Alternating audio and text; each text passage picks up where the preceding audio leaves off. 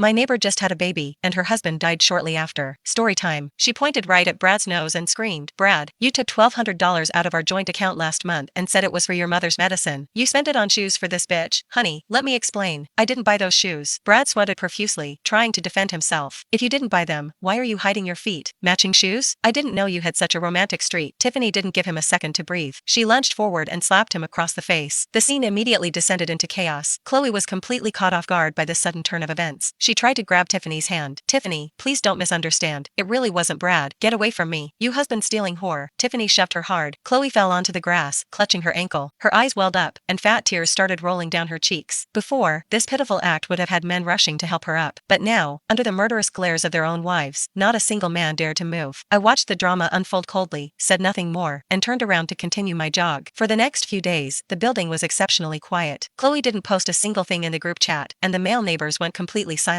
Every night, the sound of breaking plates echoed from Brad's apartment. Marcus's wife simply packed up, took the kids, and went to stay at her parents' house out of state, showing no signs of coming back anytime soon. But I knew Chloe wouldn't just take this lying down. A woman like her, who was used to wrapping men around her finger, couldn't stand losing her reputation. What she hated most was losing control of the narrative. She was waiting for an opportunity to completely flip the script and crush me. On Wednesday night, Ethan was in the study hosting a video conference, while I was in the living room organizing a PR proposal for a client. Suddenly, a frantic knocking came from the door, accompanied by the crying voice of Chloe's 5-year-old son, Leo. Ethan, open the door. My mommy collapsed. Please help her. I walked to the door and looked through the peephole. In the hallway, Leo was wearing thin pajamas, pounding on our door. Meanwhile, Chloe was lying on the floor a few feet away near the elevator, her face pale and her eyes tightly closed. Under normal circumstances, seeing a 5-year-old child crying like this would make anyone open the door immediately. But I didn't budge, because I clearly saw that Chloe, who was supposedly unconscious on the floor, was clutching her phone tightly in her right hand, and the screen was still lit. Moreover, the spot she chose to collapse was highly strategic. It perfectly avoided the blind spot of the hallway's security camera. Most importantly, although Leo was crying, his eyes kept darting back to Chloe, as if waiting for a cue. She was putting on a tragic show, and she was using her own kid to do it. What's going on out there? Ethan heard the noise and came out of the study. I put my index finger to my lips, signaling him to be quiet, and then pointed at the peephole. Ethan took a look, his brows furrowing instantly. He pulled out his phone, preparing to call 911. Don't call yet. I stopped him. If you call 911 now, by the time the ambulance arrives, everyone in the building will think you ignored a dying neighbor at your doorstep. Then what do we do? Just let her lie out there? Ethan whispered. I smirked, looking at the hidden pinhole camera we had installed right above our peephole. Since she loves acting so much, let's give her a bigger stage. The crying and screaming outside grew louder, and Leo's voice was getting hoarse. The commotion finally drew out the other residents on our floor. Mrs. Gable, the busybody from across the hall, was the first to open her door. Seeing the scene, she gasped and rushed over to hug Leo. Oh my God, what a tragedy. Chloe,